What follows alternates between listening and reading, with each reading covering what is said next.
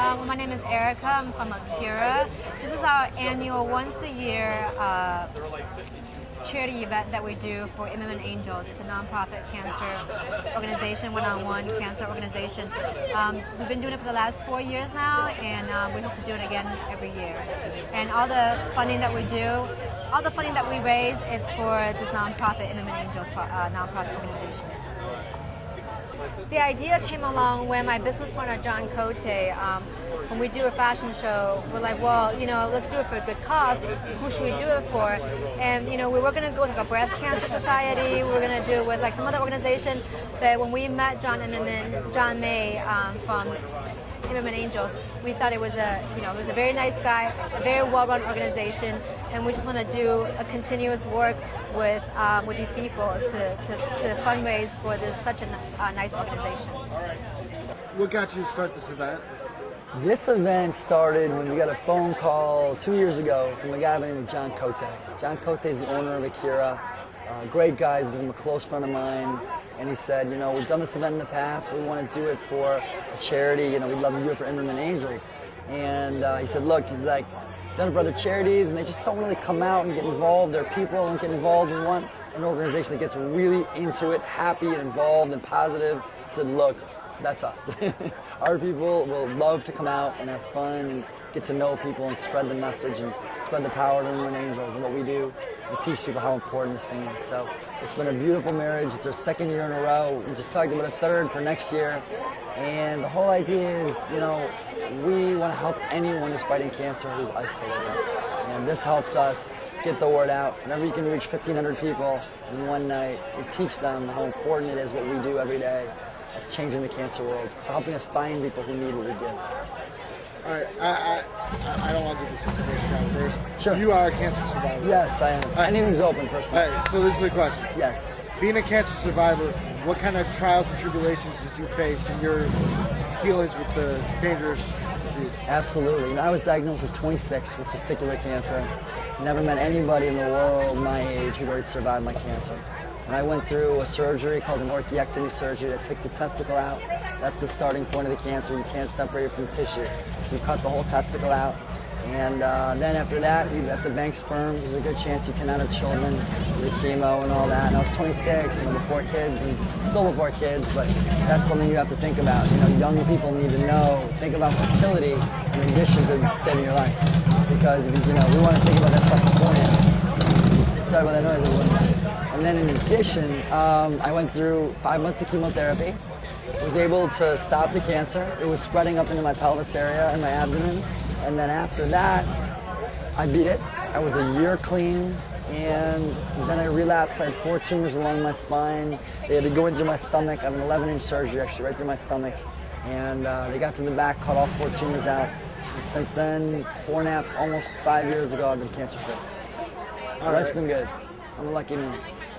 What kind of inspiration can you give to any other people dealing with this dangerous form of cancer, or any cancer for that matter? I want to encourage people. I'm a true believer that collaborating with survivors when you're going through it changes the system. It changes the way you fight. It changes your mindset. It changes what you believe. People fighting cancer need to visualize. I wanted to visualize. Couldn't find the survivor. So to me, it was this dark tunnel that was dark all the way to the end. There should have been a light there. There should have been a survivor there saying, look, buddy, I'm already at the finish line. I've crossed it. I've done it. I've walked 10 miles in your shoes.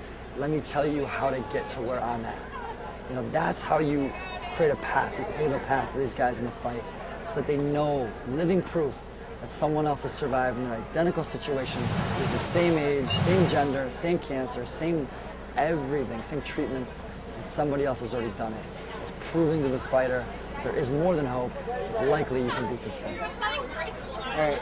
And this is, I heard that you were an athlete. Yes, I love sports. So how do you feel about Lance Armstrong going for his, I believe it's his 6th Tour de France? So he's 8th. 8th Tour de France? He's 8th, yep.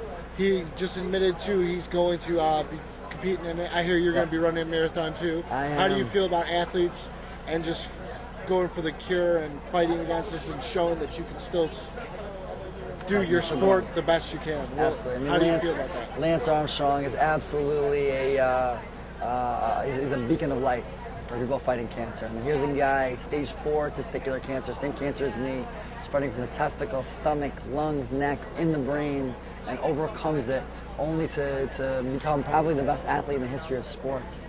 I mean, that was what it does. It inspires people.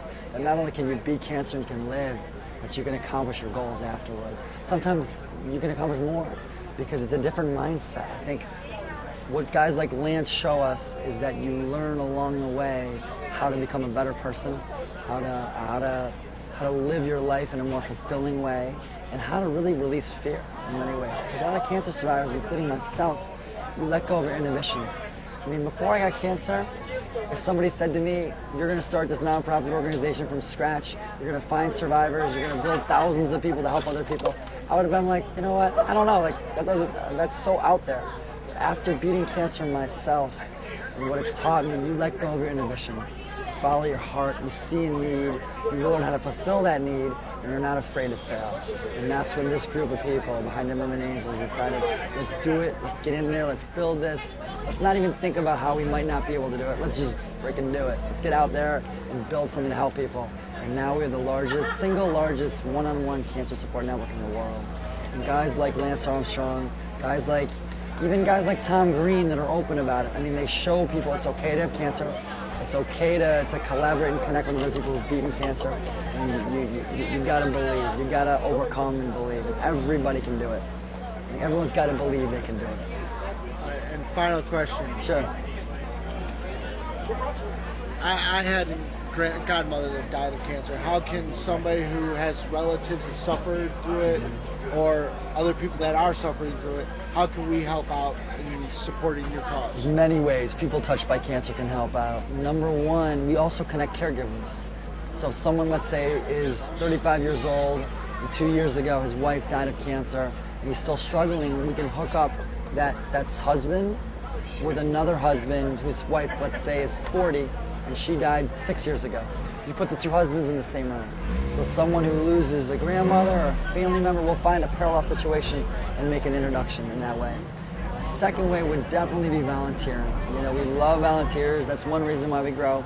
There's so many volunteers who just care about it, and they want to come to meetings, and they want to collaborate and work together to figure out how to get our literature on every single patient shelf in the cancer world. How do we get on the shelves at Rush, get on the shelves at Northwestern, and all the hospitals? We want to take it out systematically one at a time so that everybody learns that this system is there.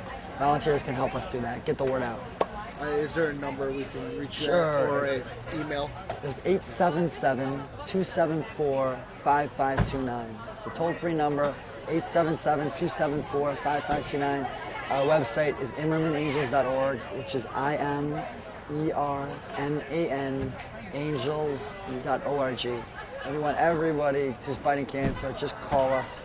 An amazing network of inspirational survivors who are lined up and want to help everybody get through this thing.